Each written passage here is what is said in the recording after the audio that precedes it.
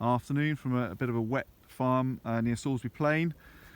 Just thought I'd do a quick video on winter and spring barley, because you can see the two crops on the left and the right are very different.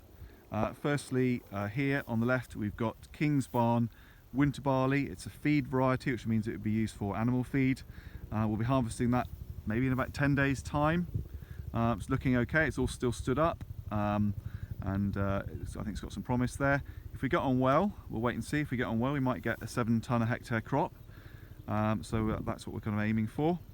On the right, obviously a lot less fit, a lot greener, unsurprising because it was drilled in February, not in October.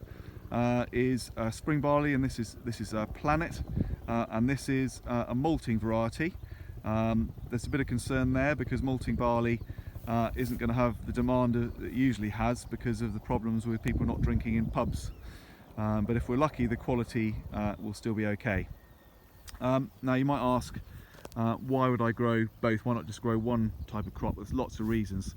One is it's spreading the risk to do with weather. Spring barley, if you plant it in February and you have a very dry spring, there's a risk it doesn't germinate properly and never establishes, and you don't have much of a crop, which isn't a problem for the winter barley, which is drilled at a time of year where there's usually plenty of rain around. Another difference is why we grow some spring barley is because of blackgrass.